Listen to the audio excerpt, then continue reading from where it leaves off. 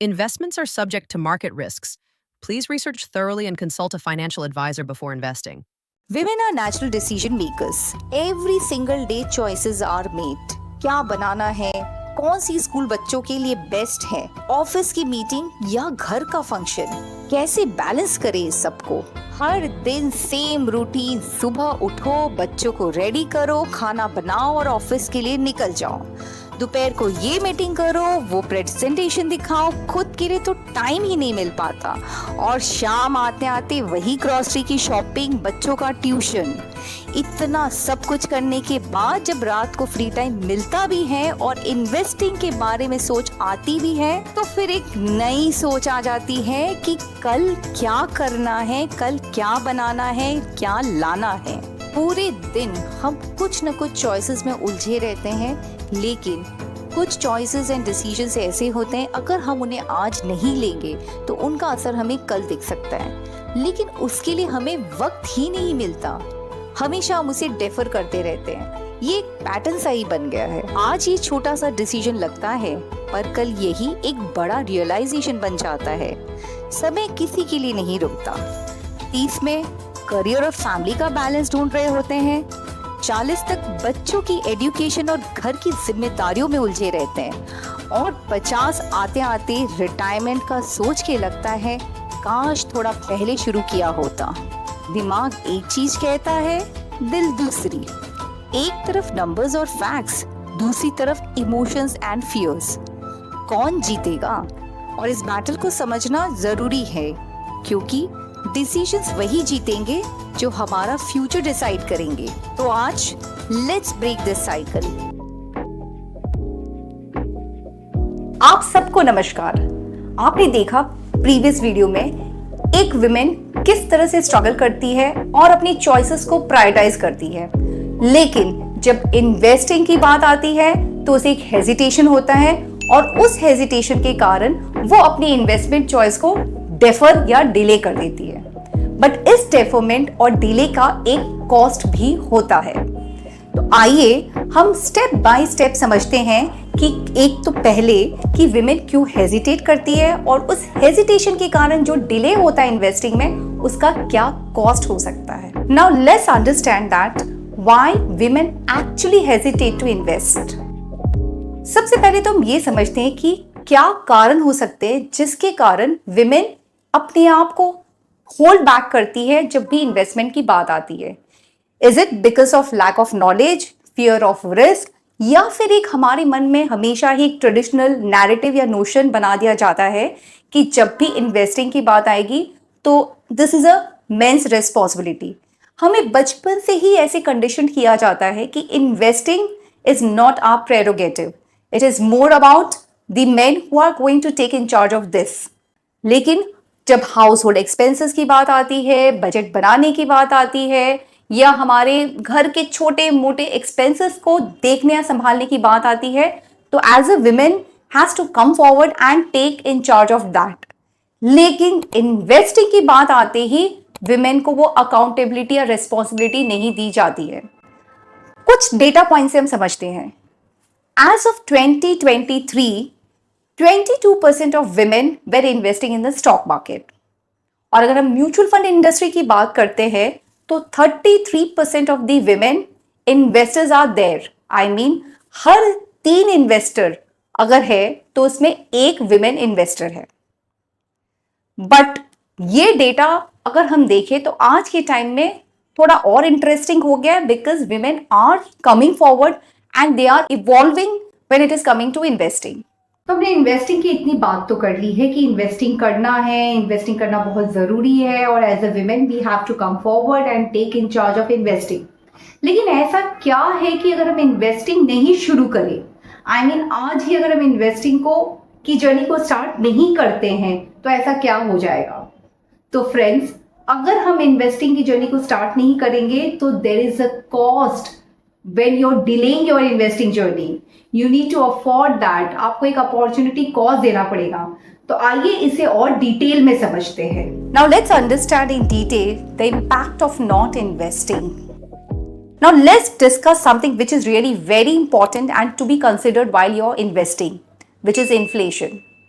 We all know that कि India का inflation historically has been in the average of 5 to 6%. इसका मतलब होता है कि आपका पैसा आज के दिन में जो वैल्यू है वो आने वाले टाइम में सेम नहीं रहेगा. इट विल डेप्लीट और इट विल डेप्रिशिएट. इसको हम एक एग्जाम्पल से समझते हैं.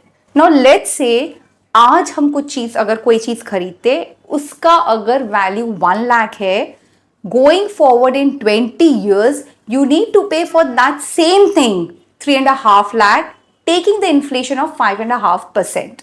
मतलब कि आपको सेम चीज खरीदने के लिए 1 लाख जहां देना पड़ रहा था, आप उसी को खरीदने के लिए आपको 3.5 लाख रुपया देना होगा इन 20 years, आई मीन 20 साल के बाद. देखिए, जब हम इन्वेस्टिंग की जर्नी शुरू करते हैं तो हमें समझना होगा कि there are multiple kind of financial instrument जहां हम इन्वेस्ट कर सकते हैं. For example, let's say fix deposit है, म्यूचुअल फंड है, डायरेक्ट इक्विटी है, गोल्ड है, गोल्ड का सोवरेन बॉन्ड है, रियल स्टेट है, PPF and so forth. But we need to understand हमारे गोल, हमारे रिस्क एपेटाइट, हमारा जो ऑब्जेक्टिव है इन्वेस्टिंग जर्नी से, अकॉर्डिंगली हम इन्वेस्टमेंट प्रोडक्ट को चूज करते हैं और फिर इन्वेस्ट करेंगे. वी ऑल नो कि एफडी है या उस एफडी वगैरह के जो या बॉन्ड्स है, उन सबका returns is in the range of 7-7.5% के आसपास, जो कि इन्फ्लेशन को तो बीट करता है, बट उसमें और कई सारे पैरामीटर्स है, टैक्स है, ये सबको भी हमें देखना है. But at the same time those instruments या those investing opportunities are little on the safer side. But when we need to get more returns या हमको लॉन्ग टर्म के लिए करना है, तो वो अगेन आपके गोल पे डिपेंड करता है, तब हम म्यूचुअल फंड्स है या डायरेक्ट इक्विटी है, उस तरह के प्रोडक्ट में भी इन्वेस्ट कर सकते हैं. और डिवर्सिफाई करने के लिए हम थोड़ा उसमें गोल्ड यानी 5 to 10% हम गोल्ड में भी इन्वेस्ट कर सकते हैं. Now coming back to cost of delay, let's understand this with an example. Suppose आप इन्वेस्ट करना शुरू करते हैं एट द एज ऑफ 40, 5,000 की SIP eight the rate of 8%. सो जब आप 60 ईयर्स के होंगे, विच इज आफ्टर 20 ईयर्स, आपने दिया है ऑलमोस्ट 12 लाख रुपीज, बट वो कॉर्पस बन जाएगा 29,50,000, आई मीन 30 लाख के आसपास. नाउ लेट्स से अगेन आप इन्वेस्ट करना शुरू किए होते 40 के एज पे नहीं, 10 years before, which is at the age of 30. Same SIP amount which is 5,000 at the rate of 8%. 60 years की जब आपकी एज होगी, which is after 30 years, only difference of 10 years से आपने दिया है 18 lakh rupees, but that investment amount has become 74,50,000, which is approximately 75 lakh. So see that difference. So this shows that cost of delay हो रहा है आपका approximately 45 lakh का. So only 10 years early start करने से you are creating a wealth. But अगर आप यही 10 साल बाद start कर रहे हैं, तो आपको cost of delay देना पड़ रहा है, which is 45 lakh. Before we move on to the next part, at least start investing. Don't keep your money idle. Or don't keep your money into your Almira's bank account, savings account. Because if you don't channelize your money or the savings into proper investment product, considering your risk appetite and the duration or the goal, inflation will eat away the value of your money. How to start investing? We understood that investing is important, but at times we hold ourselves back because we don't know where to start from or how to start. That execution is really very important. Don't worry. Let me break it down for you step by step. Now, earlier, if you remember, we spoke about different financial instruments which are there for your investing, including mutual funds, stock market, gold, real estate, bonds, fixed deposit. Now, let's understand if you want to invest in mutual fund, what are the mechanism or the features. अगर आप mutual fund में invest करना चाहते हैं तो आप SIP, lump sum, STP, ये अलग अलग फॉर्मेट या प्रोसेस से इन्वेस्ट कर सकते हैं. But now if I have to highlight SIP is one of the simpler way to start with. You can start as small as with ₹500. Lump सम का मतलब होता है कि अगर आपके पास कुछ कैश फ्लोज है जो कि आप एक ही साथ इन्वेस्ट करना चाहते हैं, तो उसको बोलते हैं lump sum, which is also called as one time investment. So ये बहुत डिपेंड करता है कि आपके कैश फ्लोज किस तरह के हैं. सो आई थिंक हमने SIP या लमसम तो समझा, but now if I have to talk more about mutual fund, I think that will make more sense when you are starting your investing journey. Because हमको अगर risk भी कम लेना है and we actually don't have that expertise और the knowledge, then mutual fund will really be very kind of a apt kind of a vehicle, because यहाँ ये जो मैनेज किया जाता है यहाँ पे investment, that's been done by the professionals. And in case if you have your, in case if you understand risk or if you have your own research capacity में, तो आप direct equity में भी invest कर सकते हैं. But again, you have to be very, very cautious before you get into stock market directly. Okay, now also let's talk about fixed deposit because it's a very traditional and conventional form of investing, which is actually done with the kind of very conservatism. ये हम bank को generally देते हैं जहाँ पे हमारा duration भी fixed रहता है and interest which is in turn given to us is also fixed. So there is no risk. Bond is generally issued by government है. There are banks also which issues the bond. Bond की एक fixed maturity होती है, but generally these bonds are for the longer tenure and they also give you the coupon, not interest, but they give you the fixed coupon, which is again kind of a interest only. So both fixed deposits and bonds are more for your safer side of the investments. But before you start investing, you need to actually analyze your risk appetite. That's really very, very important. और at times हम अपने risk को समझने में उतने capable नहीं होते. We don't actually know what is our risk, what is our duration, क्या goal है, कौन सा investment product हमें choose करना चाहिए. So I think in that scenario, you should seek the advice of a professional or an expert who can navigate or guide you. But don't forget that I'm also there. So in case if you feel like taking advice and if you trust us, you can come to us as well. Now that you know how to invest, let's talk about what will you gain from it. Dreams and financial freedom. Investing is just not about growing your wealth. It also secures you the financial freedom in the long term. As a woman, we all have our own choices. We all have our own goals. We all want to live our own dream. At times as a woman, we have to give up our dreams. We have to sacrifice or we have to compromise because we don't have any financial backup or we don't have any financial per se kind of a corpus which can gives you such kind of freedom to achieve our goals or to live our dreams.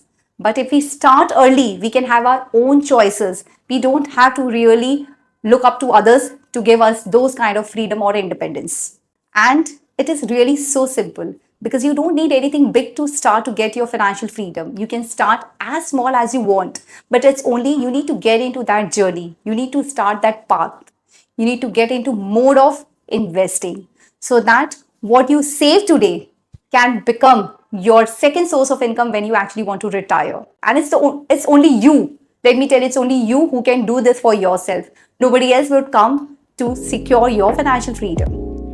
Thank you so much for being such a patient listener and being with me in this journey throughout. But let me ask you all, what's one thing that's stopping you all from starting your investment journey? Please do put it in the comment box. Do follow me on my Insta, which is VK Sahi Hai, my YouTube channel Vidita Kejriwal. I'm also there on the LinkedIn, Facebook. But the most important thing is which we have recently started a community called Nivesh Sakhi. By women, for women, an ecosystem where you all can come, join, exchange ideas, share your views. There will be a lot of experts who will be coming to address your concerns. So do not forget to join this initiative. Start taking control of your finances now